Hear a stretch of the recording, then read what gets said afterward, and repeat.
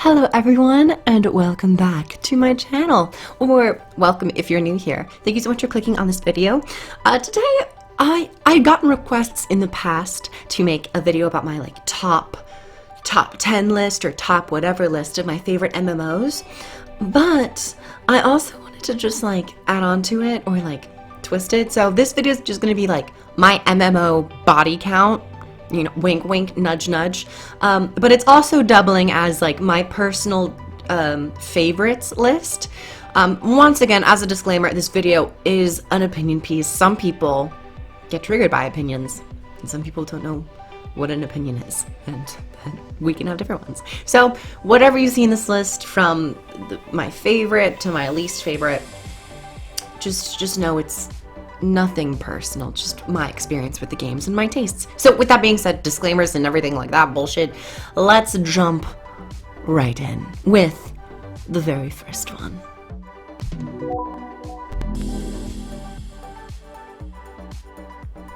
Coming in at number 12 on the list, we have Perfect and Forsaken World.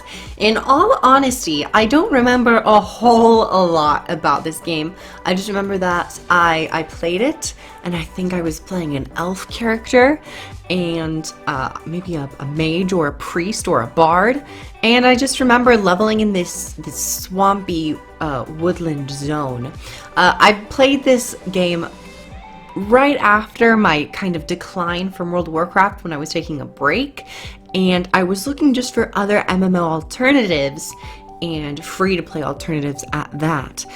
And I was just scavenging through and just eating up all the MMOs, and I came across Perfect/Forsaken World. I don't have a whole lot to say about it other than I played it, and it now has that nostalgia of that old MMO World of Warcraft clone that a lot of games are playing. We're trying to make. Yeah, that's all I really have to say about Perfect/Forsaken World. It's on the list. Moving on to number 11. The MMO to come in at number 11 is Path of Exile.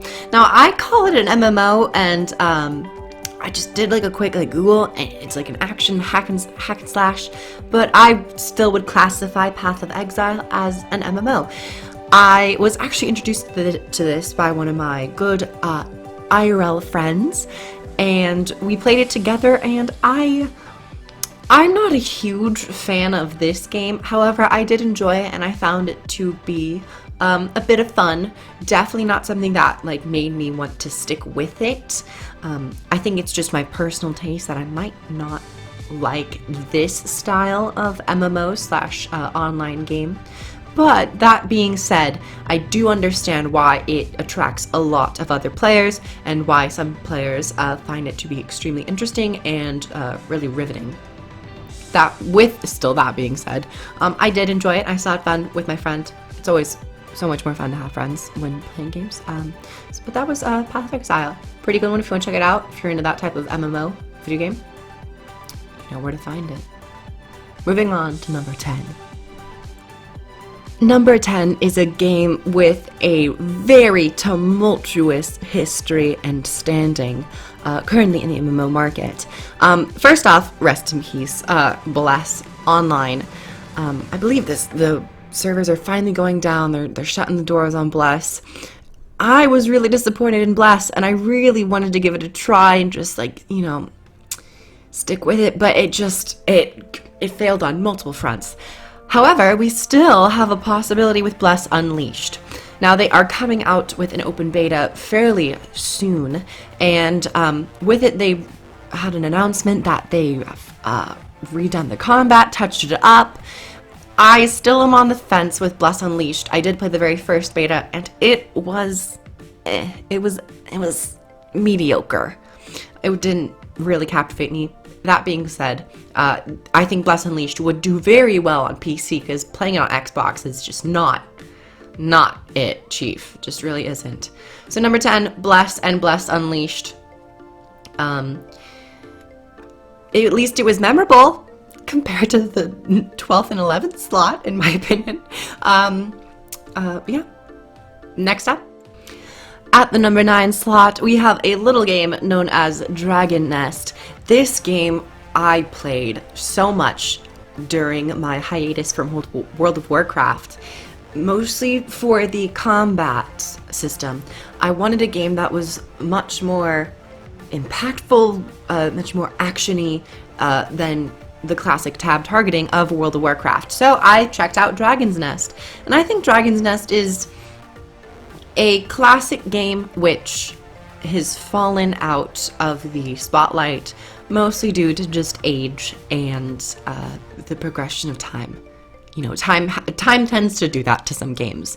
But I still find this to be a very cool game with a very classic art style of like a chibi anime-esque art style, and I have good memories with the game. So that's why it's at number 9 slot, not too high, not too low, but definitely had some good moments with Dragon Nest. I never got super high leveled. I always ended up like recreating characters or quitting, but yeah, still have some fond memories of Dragon's Nest. Yeah. Number 8, we have Blade and Soul. Oh my gosh, my emotional attachment to Blade and Soul was strong when I was younger.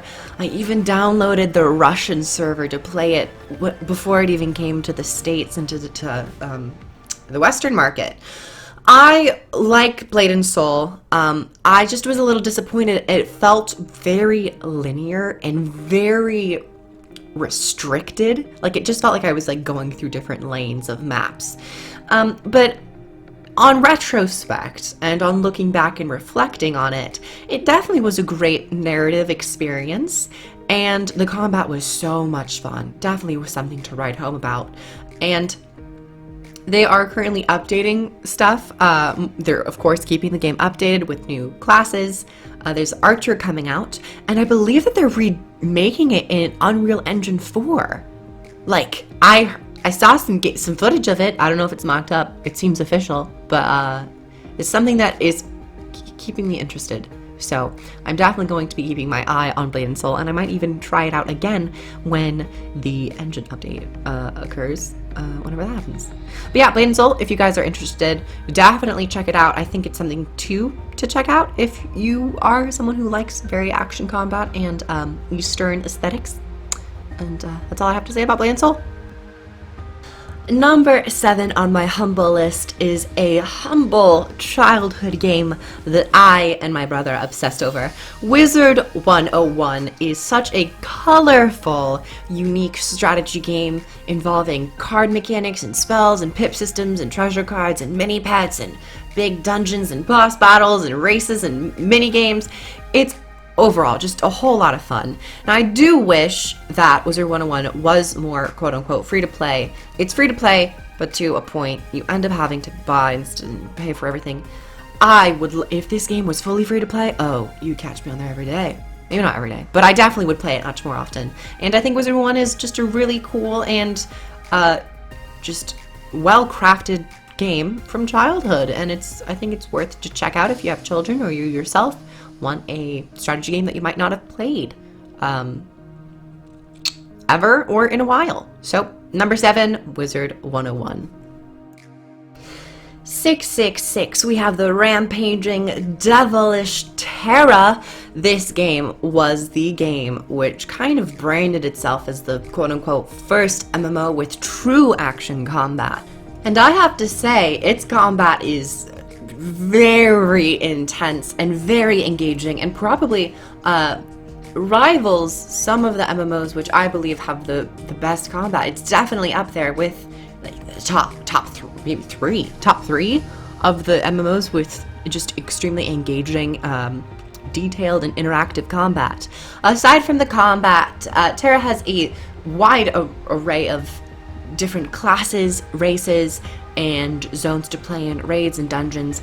Now, Terra, I haven't played in like a year or so. My friends and I jumped in kind of recently and started playing it.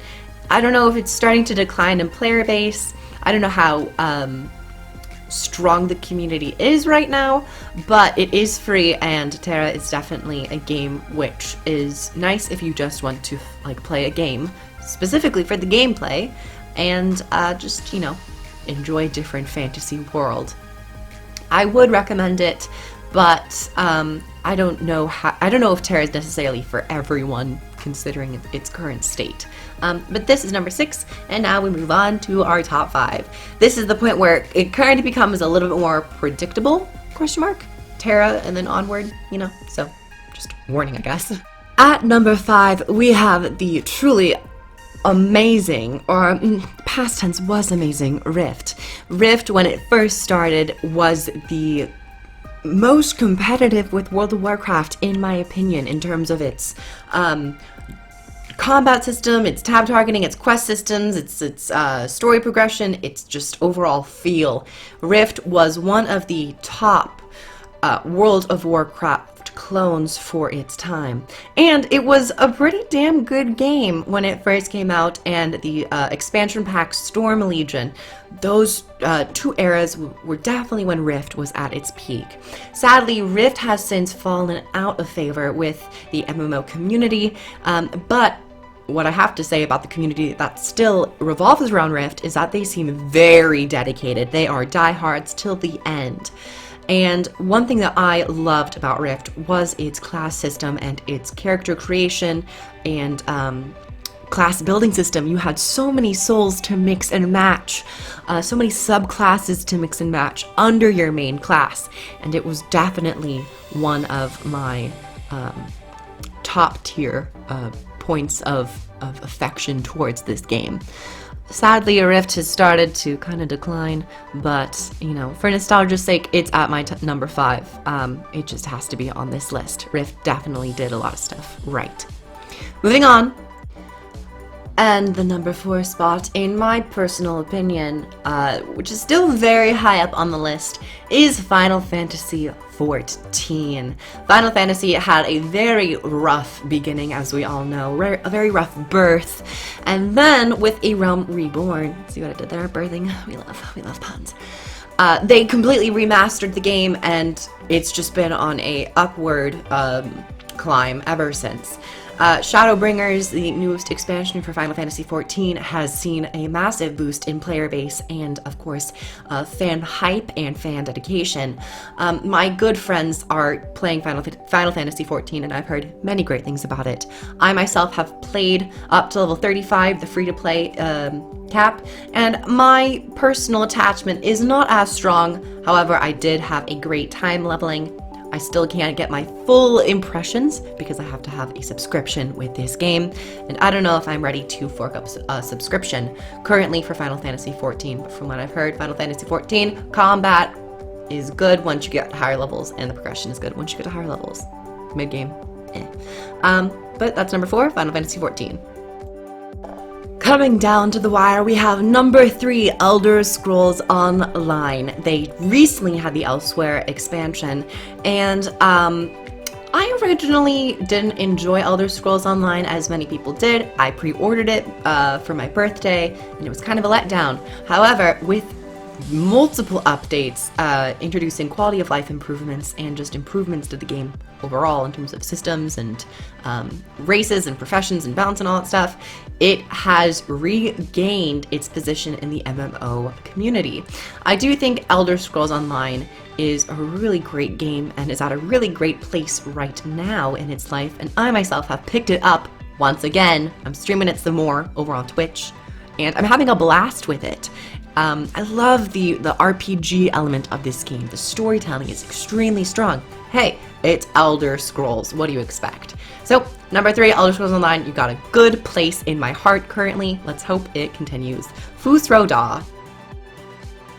Hey, we got number 2, and it is none other than World of Warcraft. Did you expect me to talk about an MMO list video and not include the mega monster, a maniacal fiend that is World of Warcraft? That defined a generation, that defined a video game genre, MMORPGs. World of Warcraft has gone through many highs and many, many deep lows. Currently, World of Warcraft is in a very interesting situation, a very interesting time in its life, considering World of Warcraft Classic has launched with an astounding response of praise and joy from the community. While its current live expansion, World of Warcraft Battle for Azeroth, is not plugging at the heartstrings of the WoW player base. It's, in my opinion, not the worst expansion World of Warcraft has ever seen, but it is definitely not the strongest, and it feels worse considering that World of Warcraft just came from a amazing expansion, which was called Legion, and kind of just, you know, slipped into Battle for Azeroth and ended up being kind of a mid-tier expansion. Definitely still good to have new and live World of Warcraft content, but I don't think it lived up to people's expectations and or hype. That being said, World of Warcraft is one of my favorite games ever. I was kind of addicted to it when I was like, you know, 7, 8, 9, 10, 11, 12. I spent a lot of time in Azeroth, and I love Jedi, and I love the priests. That's how I found my role as a healer, as many of us did. But that is World of Warcraft. Rightfully at number 2. And moving on to the number 1 spot, you guys can probably already guess. Coming in at number 1, we have none other than ArenaNet's Guild Wars 2. Now, some of you might be like, oh, Quinoof, but like, you're like already a Guild Wars 2 YouTuber, and like, you have like such a long history with Guild Wars 2. Like, no, duh, I play it all the time. Of course I put it at number 1. That's why I like it so much, because I really, really enjoy it. Duh. Okay, I'm gonna pull myself back now. But I have Guild Wars 2 at my number 1 spot for MMOs because I am absolutely enthralled with Guild Wars 2's story design, story arc, narrative design. Just overall, I am addicted to Guild Wars 2's story. I think MMORPGs are not only great for the MMO factor, but for the RPG factor as well. And I think Guild Wars 2 is 10s across the board. Guild Wars 2 is currently going into its 5th season of Living World, which they have rebranded as the Icebrood Saga, which I am extremely excited about. I think Guild Wars 2 is in a really healthy spot right now, and I hope with the Icebrood Saga that it not only continues to be stable, but will grow its branches higher and higher to the sky. Reach for the stars.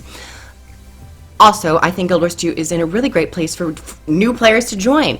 The base game is absolutely free, and now if you buy Path of Fire, its 2nd expansion, you get the very first one included for free. You get 2 expansions for the price of 1. And I think it's only like, what, 30 US dollars? It's very, very affordable and very, very reasonable. So if you are interested in an absolutely amazing narrative, with not only amazing narrative, but one of the best combat systems out there, Guild Wars 2 is just for you. I'm super excited for Icebrood Saga, and Guild Wars 2, it's number 1. It's it, Chief. And that will be it for my top favorites, my history with MMOs list. I hope you guys enjoyed. This, of course, was definitely an opinion piece. My personal taste in MMOs. Maybe you share the same tastes. Maybe we share different tastes. Difference is good. Put down your thoughts about my list and your list down below in the comment section. I would love to read and respond to you guys about what MMOs you enjoy, maybe what MMOs I should try out if you haven't seen an MMO on this list that you enjoy personally. Check out all my links in the description box. Twitter, Twitch, if you want to become a patron, get access to my videos early. I will see you guys everywhere. I'm gonna be infesting your computer. I'm gonna be like a malware you can't get out of your computer, okay? Anyway, well, I'm gonna put myself back now. I have to go eat food. I'm hungry. Thank you everyone so much for watching, and I hope you guys have a wonderful day, and I will catch you guys in the next video. Bye everyone! Mwah.